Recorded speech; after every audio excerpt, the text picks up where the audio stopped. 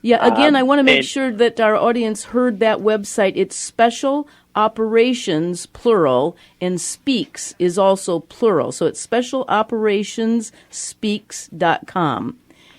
And right now we're joined by Larry Ward, who is the political director for the group Special Operations Speaks, called SOS, and that's important, Save Our State. Gina's got a question she'd like to ask you, Larry. Hi, Larry. Sure. How you doing, Gina? I'm doing fine, and thank you for the great work that you're doing. My question to you is, back in, I believe it was 2013, John Boehner refused to bring to the floor a resolution that was passed to form a select committee, special committee for Benghazi. And I think this idea of your petition is a great idea. But what do you think would make the difference and would force his hand to actually start proceedings in the House, impeachment proceedings? Well, it's interesting that you mentioned John Boehner, because he was the focus of our ire when he wasn't bringing the Benghazi Select Committee together, and there's a real good reason for it. And if I could, I'll just quickly go through that. Please. John Boehner and Mike Rogers, who was the House Intelligence chair, are part of the Super 8, which means that they are the ones who are briefed on the highest levels of what's going on in our government. They know all the top secret stuff. They knew what was going on in Benghazi. And Mike Rogers specifically, the head of the House Intelligence Committee, the chair, his wife, Christy Clement Rogers, was the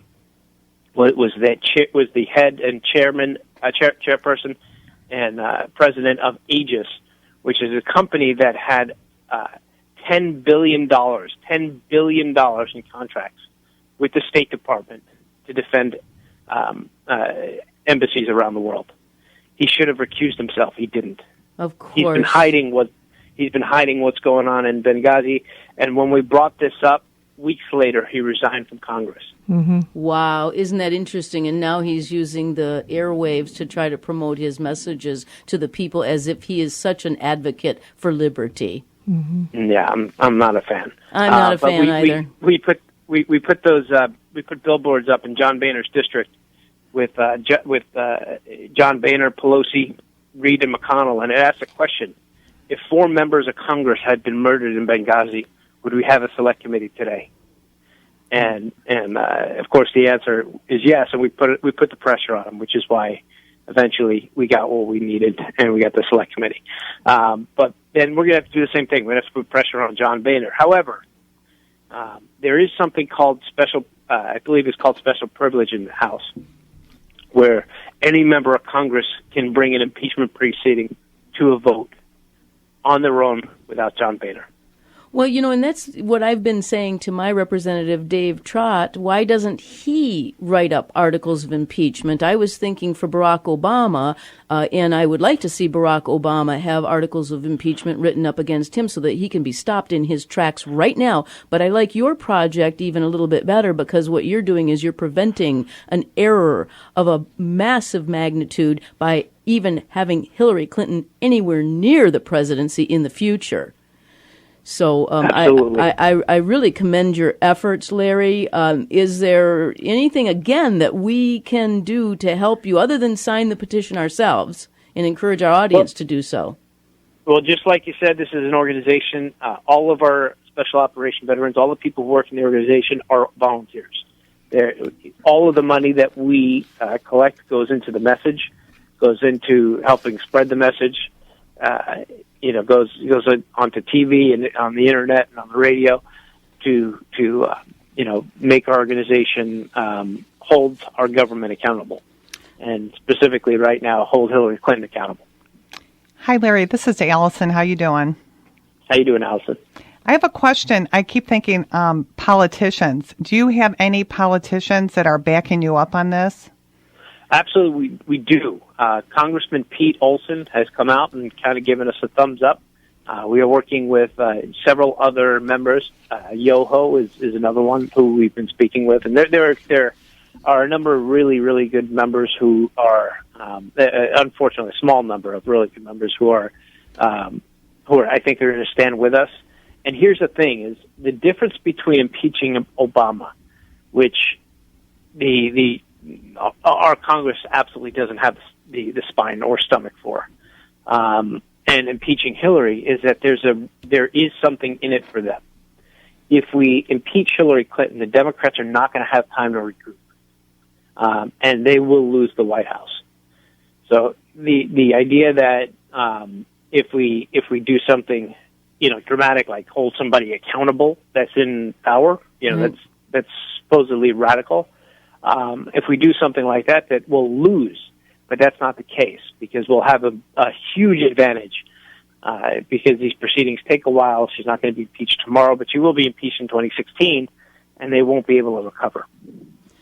That's very interesting. Now, Pete Olson, do you know what state he's from, what district he represents, so we might be able to support him in his efforts? Sure. I'm not sure which district, but he is in Texas.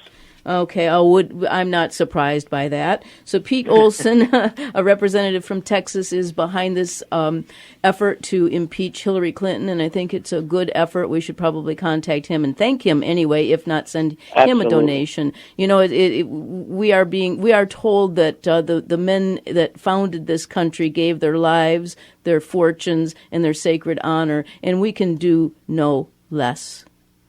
Absolutely. I mean, I just feel so strongly about this effort that you're putting forth, because, again, it's so important that our leaders, our generals, the men who have fought and protected us for so long against foreign enemies, are now standing up and helping us against domestic enemies in our own government. I'll tell you a quick story. Another. We have not only special operation folks, but other veterans who have helped us out a whole lot, like Major General Ray Byrne in Colorado, who ran for Congress against Douglas Lamborn last cycle, and Colonel Rob Maness in Louisiana, and who helps Special Operations Speaks endorse him last time in Louisiana, and Colonel Maness. The reason we endorsed him, he asked me, why are you running for office? I mean, Colonel, you're not originally from Louisiana. It's a very provincial state, you've been a member of the military for 32 years. You really don't have any political power or name recognition in the state. So why are you running for Senate, of all things? And he pulled out his Constitution. He said, I spent 32 years, and he had it in his pocket. He said, I've had this thing in my pocket for 32 years. And he said, 32 years, I understood that I took an oath to protect, defend and protect the Constitution of the United States. When I got out of the military, I looked at the building in the Capitol where the same people took the same oath, and they have stepped all over it, and I can't stand by anymore. That's powerful. I know that your organization is chaired by retired Lieutenant General Jerry Boykin, and he's been in town in Michigan recently, and we all are great admirers of Jerry Boykin. So when I saw his name as the chairman, I knew that the organization was sound. And Allison, Gina, do you have any other questions for Larry? Not really, Larry. Just that I commend you, and I will do my best to get your message on to social media and let people know about it. And any other things that we can do, please don't hesitate to contact Janice, and she can let us know, and we'll try to get the word out to help. And Great. Larry, thank you very much. I appreciate it. And just God bless you, and to all the men and women just really fighting for our country. And we really respect the military and how they've given their lives and sacrificed their lives, and the hearts of the military. And thank you so much. Thank you. I appreciate it. It's been great talking to you. Again, we may reach out to you again as we advance down the ladies' lane of Freedom's Highway. We want to give your website out again. That is specialoperationspeaks.com. This is Larry Ward we've been interviewing, and we appreciate your time, Larry, and God bless you for all your efforts. God bless you. Thank you so much for joining us. Well, ladies, we have had an interesting morning, haven't we? It's been rich. My goodness, very rich and full. From Chris Ann Hall to Larry Ward, Special Operations Speaks. It gives me inspiration, and it is true that God wants us to be happy and have life fulfilled. And boy, it's efforts like this that are trying to fight back against the evils of this world. But we also need to keep in mind that there's just a handful of people, it seems sometimes, that are out there really doing the heavy lifting. And, like any group of soldiers, people get tired. People need reinforcements. And we need to really, call our friends and our neighbors and say, step up to the plate, volunteer for the fight. We need you in the fight. Mm-hmm. Yeah. Well, I agree that in our conversation this morning, talking about actually going door to door with flyers of some sort, I think that if we can develop something that's hard-hitting, not a bunch of words, because people don't read long emails. I know I can't. I get an email that's 15 paragraphs long, and I get through about 4 of them, and I go, I'm about done with this, and I move on to something else because we are a fast-paced society right now. And so we need hard-hitting facts, and we need to get it in the hands of the people who are asleep right now. And it's easy to be asleep. When I'm not listening to talk radio or working on a project of some sort, and I've got music going on in the background, and I'm driving along in my city of Troy, which is a beautiful city. I have a good car. I have a nice home. I have a good life. I'm healthy. The houses I pass by are beautiful. And you can quickly fall into a lull thinking that everything is good. Gina, we're about at the end of the show. Do you have any finishing comments? Oh, yeah, I do. I just wanted to say that those who are too smart to engage in politics are punished by being governed by those who are dumber. That's what Plato said. And I have a couple other things. Those who are too pious to engage in politics are punished by being governed by those who are wicked. The Abolitionist Roundtable invites the Wham! Talk 1600 listeners to continue the roundtable discussions by mailing correspondence to Art of Michigan, Post Office Box 135, Garden City, Michigan 48135. Or follow Phil and Del at artofmichigan.com. You can also send emails to artofmichigan@hotmail.com. And most of all, continue to listen every Saturday and tell a friend.